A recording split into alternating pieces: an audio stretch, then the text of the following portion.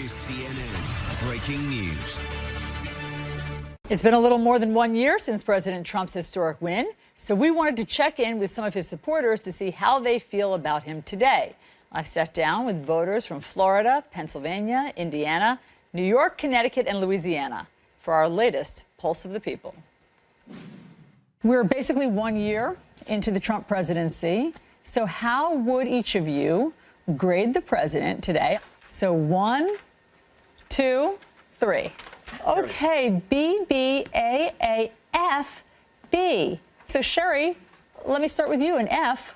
Why? I did vote for him. I almost immediately regretted it.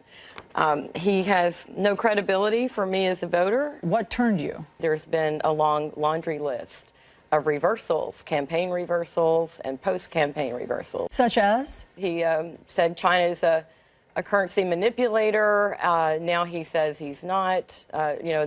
China is not a currency manipulator. That's just one recent example. Okay, so who are the A's? Kim, tell me a year in what you like so much about what you've seen. See, I think he's going after what he said he would do. I think he's meeting with a lot of resistance. But I also do like the fact that the stock market has hit something like 27 historic highs. It keeps going higher and higher and higher and higher. Unemployment is down, the furthest down it's been in about 16 years. I think jobs are coming in, and these are all things that he talked about. I think right away he also tried to secure the borders. How? I mean, the wall didn't happen. Well, the wall is, they have the prototypes up. Mark, you're nodding. I love that he's America first. I love that he's not a politician. For so long, we've had politicians promising us stuff. The swamp is horrible. And Trump is there. He's there for the small guy. He's there for people like myself. Though his cabinet is filled with multimillionaires. I love that. They're not politicians. And you don't see them as part of the swamp who have capitalized on the system. In a capitalist system, you're allowed to make money. Being rich is good. Yeah, so then what is the swamp? The swamp for me the mainstream is yes, you almost nailed it. It's the mainstream. It's the elites that look down on a small guy like myself. I think the swamp is also no doubt Congress, Senate, to be able to clean that up somehow. This is what confuses me. How do you get rid of the House and the Senate? You don't. You make it more accountable and more accountable to the people. I own a pest control company. It's not much, but it's mine. And I work hard for it. I never went to college. Just your typical guy who's trying to make a living. And for years, they've been just kicking us to the side. And here comes the president. Let me tell you, if Jesus Christ gets down off the cross and told me Trump is with Russia, I would tell him, hold on a second, I need to check with the president if it's true. Why do you believe Donald Trump over everybody else? Why? I believe in him.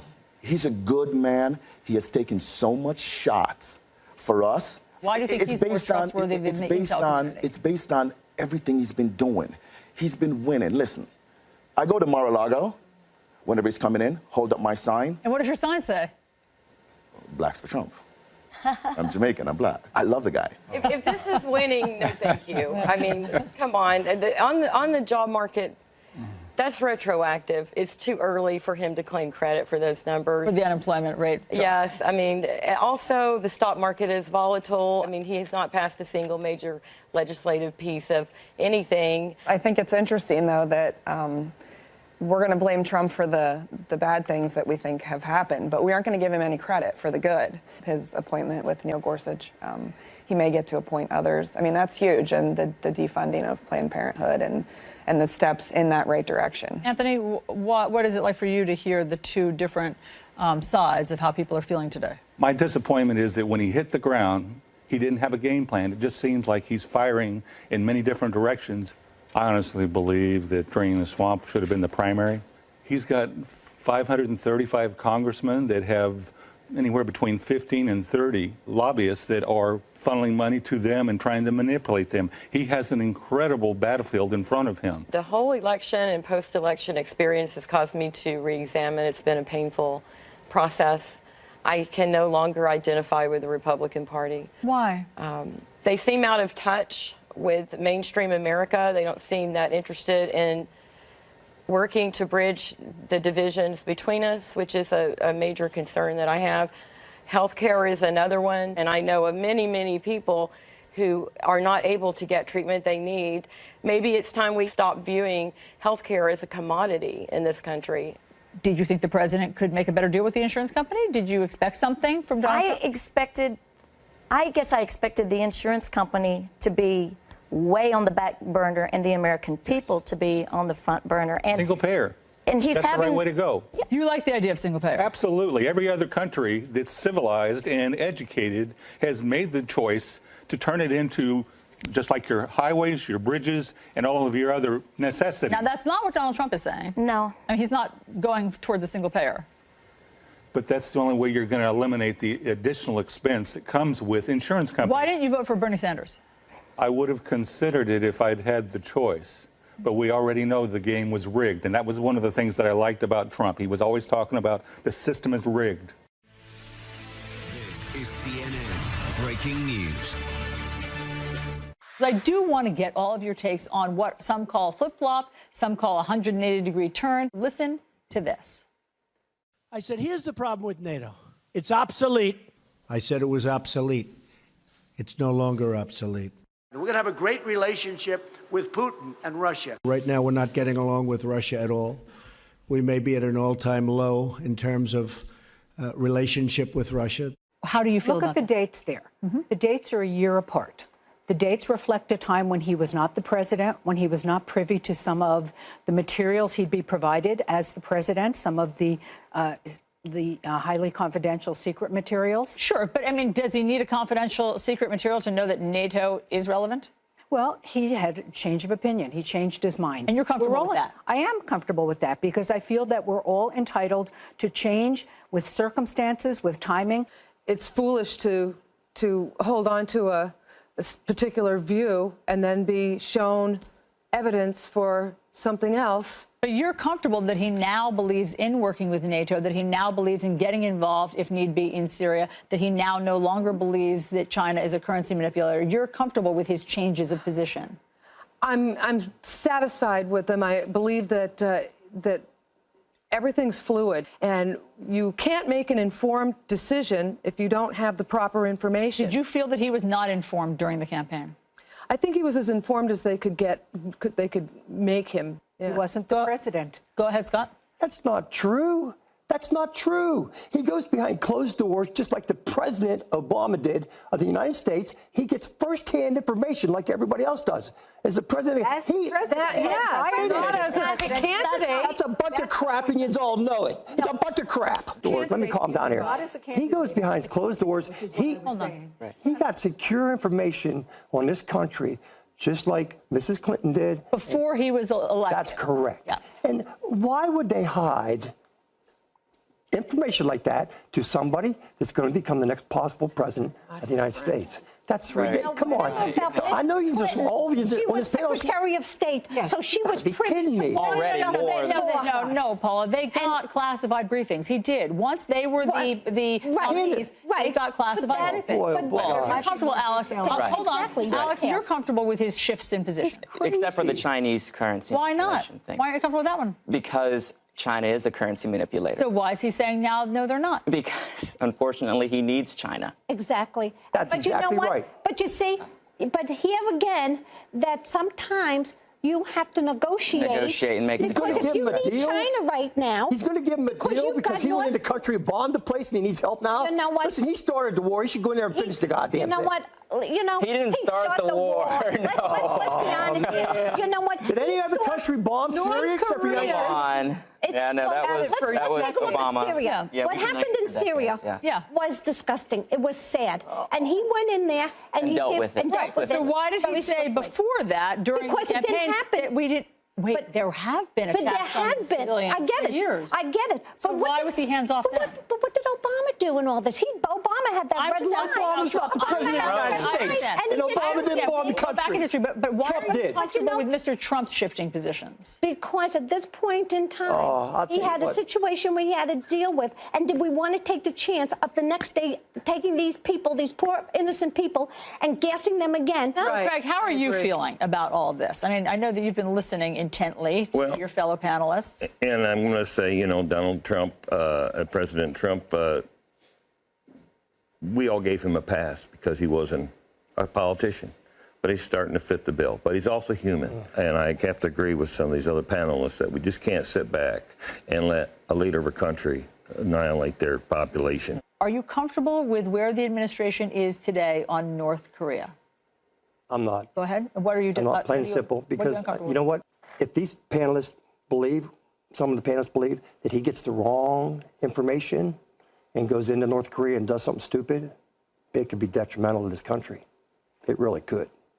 Are you comfortable with the tough talk against North Korea? You know what? I'll take any tough talk from President Trump if he's going to back it up. But he's not backing it up. What can we do, though? We've got a leader of a country that has been flaunting the fact that he has these missiles and he sends them out. Do we have to wait until one of them is nuclear tipped and takes out one of our allies? Absolutely not. Do we have to wait for that? Then I have to agree that, you know, we as a country need to say, you know, we're not going to turn our head anymore. You know, this is something that I'm very passionate about. You think tough talk will take care of that? Look, I don't know about the tough talk. Okay. So what do you think? Well, first you have to talk and try to come to a resolution. And I mean, the guy's a maniac. He's insane. But I know you're talking about Kim Jong-un. Not Trump. I hope so. I'm glad you clarified that. But if you don't sit down and talk and you start with the weapons, then there's no chance to try to get a resolution here and try to make peace. Transparency. President Trump is not going to ever release his taxes, he says now. Do you care? I don't. No. No. Why don't you want to see what's in there? I couldn't care less. He was a private citizen before he came in. You know whose taxes I really like to see? We should write legislation that I get to see everybody in Congress's taxes. Yeah. That I want to see every year when they file their taxes, they have to post it on their website. Why do you want to see Congress's taxes and not the president's? Because I want to see all the money that they take on the side. I want to see all their speeching engagement. I want to see exactly how much they pay in taxes. Sure. But you know what? It's not trans. But how many of them really file taxes? I want to know how many don't file taxes. I want to know what they pay in Washington. I want to know how rich they are. I'm just confused. Why don't you care about whether or not President Trump's making any money on the side while he's the president? Yeah. You know what? I'm more concerned with Congress because Congress has been down in Washington and made this mess of this country. And to me, I'd rather let's start with them, and then every year he has to do it now because he's president. Right. But he has to see it publicly. We all have to file our taxes every year. But he's going to be under audit every year. I just have a question for you. Is it possible that there's nothing President Trump could ever do that would make you question him? Yeah, basically. There is, because they fall exactly in the realm of all these other people that they've talked to across the United States, and that is he can do no wrong. At this point, no. Did you make excuses for him when he made fun of the handicapped reporter? That was not true. That was not He true. did not make fun of And you him. know, He didn't? I videotape. I saw the tape. I don't know what you saw. What did you? I want to talk about this. I want to stand on this, okay? No, okay. What did you see that I Those didn't are you know? folks watching, and you Okay, count. whoa. Everyone calm down, please. Okay, this is what happened. If you watch Trump and you watch all of his speeches, I've watched most of his speeches from when he started his campaign to after he won the presidency, okay? He uses hand gestures all the time. And when he was, No. When he was talking about the gentleman, yes, he is handicapped, and I'm sorry for him. I'll pray for him. But when he was talking about him, he was using hand gestures, yes, but he's done the same hand motion with many other non-handicapped I've never seen him use those. You know what? No. That he was using when he was talking about Serge Kovaleski, I've never seen him. Yes, he has many times. I've seen the videos comparing. What about his him proposed Muslim ban during his campaign? What did you think about that? Did you back him on that? The Muslim ban? Yeah, the Muslim ban. Did you go to his rallies? I went to 45. I did go to his Everyone. rally. We're going to have a Muslim ban. They all jump up and cheer. Allison. And did you like that? No, I couldn't support that. I never supported that. I never supported a deportation. I said, you know, a wall would probably help out with the infiltration of heroin. Then why did you go to 45 of his rallies if there were some things that just turned your stomach? I'll tell you why. Because you vote for I took the tell you why I voted for him. of losing my son. And when Donald Trump told me that he was going to do whatever he could do to help the people that were found themselves involved with heroin and substance abuse, I took that to heart. And I transformed my emotion that I had for my son into following this man around the countryside. And I listened to him talk, and I supported him because of his promise that he was going to help these kids and these young adults get off this heroin. You haven't seen that today. He's failed. As we approach the 100-day mark, what does Make America Great Again mean to you today? Paula. It means that he is moving forward on helping with the economy. I think that we have to give this man a chance. Nobody has given him a chance from the day he became the nominee to the day he got sworn in. All the media has dumped on him and has not said, okay, he has to have this time to be able to get acclimated down there because he was not a politician, and that we have to give him a chance and just back off a little bit. So you're optimistic. I'm very optimistic. Okay, what do you feel, Susan? I think that the president is going to continue down the path that he's already on. I think he is draining the swamp to some degree. You know, a lot of people say that President Trump has put in his cabinet and in the White House lots of lobbyists and consultants, and that's not what people had in mind for draining the swamp. That's correct. I mean, that, you know, sometimes when you get there, it changes. But Alex, I want to move on to you. President Trump promised that there would be so much winning when he becomes president. Are you sick of winning yet? No, I'm not. We have a lot more to look forward to, I think. Hopefully he'll get reelected. We'll win the, in 2018 Congress again. Eileen, what does the future look like to you? I'm willing to give him more time. There is a learning curve that is involved with learning how to deal with the government. So I feel encouraged that things will continue to improve. Scott. You know, Allison, basically, I hope his next 100 days is better than his first 100. You know, it can only get better, I hope, not worse, truthfully. I'm still, whether this panel thinks I hate Mr. Trump or not, I really don't. Again, I agree with this gentleman here. I want him to succeed. I really do. I think he can, but I don't think he can just go to the table and say it's my way or the highway. He's got to negotiate. If he doesn't, it's going to get worse in the next 4 years. It truly is. And he's going to lose a lot of people the next election. I guarantee it. There'll be a lot of people turn against him. Craig, how do you see the future? Well, you know, they say give him 4 years, but unfortunately he's shown what he's capable of doing in the first 100 days. Make America Great Again has become a myth. I don't wish for the president to fail in his endeavors. You know, if he wins, we all win. I could never vote for him again because he's shown what he's capable of doing. That is trying to put through something that was absolutely the opposite of what he said, what he promised American people. This is CNN Breaking News. Show of hands, how many of you are feeling just as positively today about Donald Trump as you were on Election Day? 2 of you. How many of you are having some second thoughts or reservations or regret your vote? 3 of you. Okay, so Jordan, what was the moment that you started regretting your vote? A lot of it had to do with his choices for cabinet officials. I'm a high school teacher.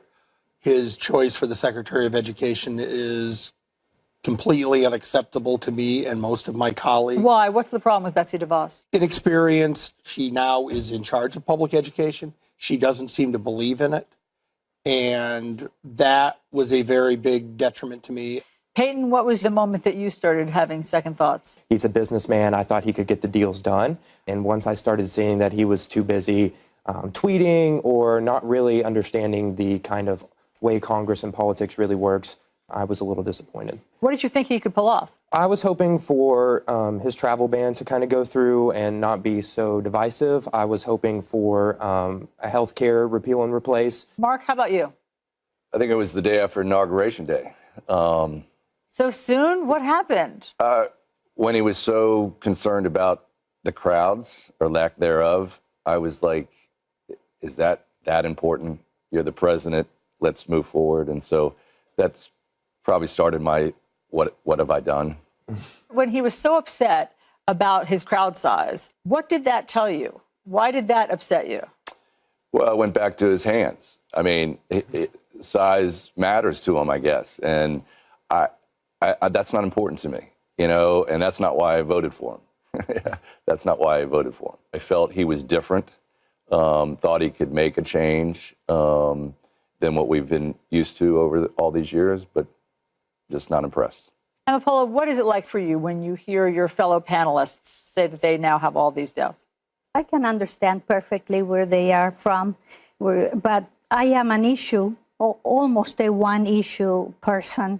Your family came from Nicaragua, yes? Yes, I'm from Nicaragua. You're from Nicaragua. I was. You came legally, and now you're American, naturalized citizen. Yes. So I know you take issue with the Dreamers. I take issue with the favoritism that they receive, and when they come and they expect and demand free college education. Boy, would I like to have had that.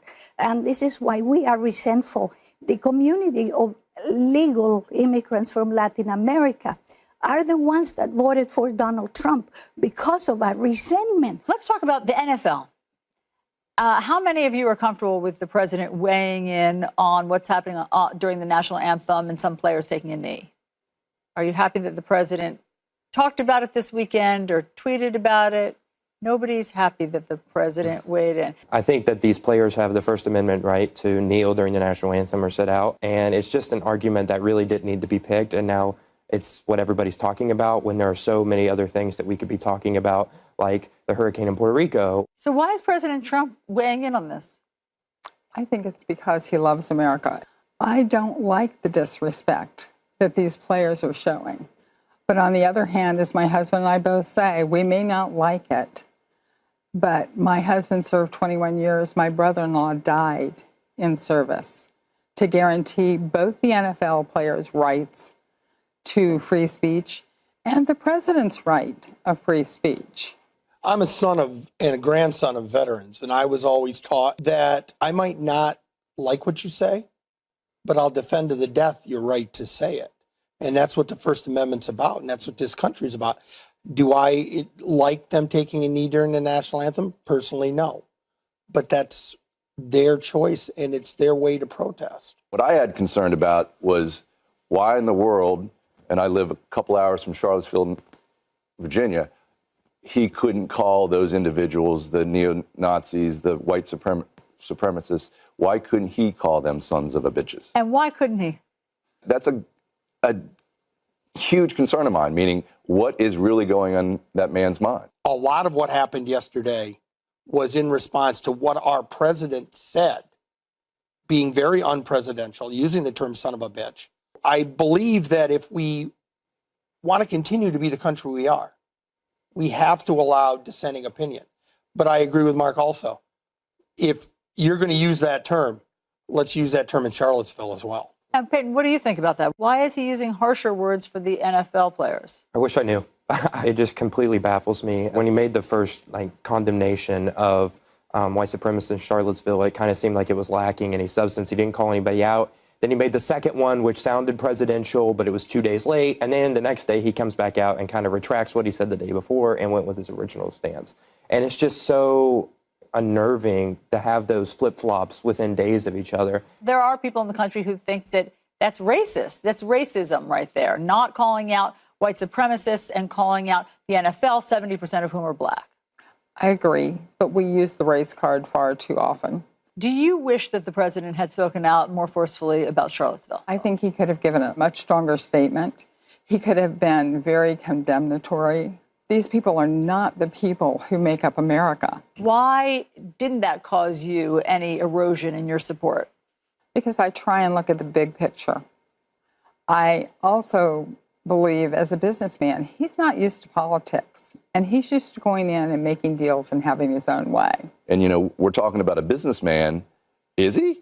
That's what I'm trying to, he's not making any deals, so he's pissing people off that he needs votes for and that sort of thing. So, you know, I voted for him because he was different, because he wasn't a politician, but I didn't vote for somebody that I have great concern about his thinking.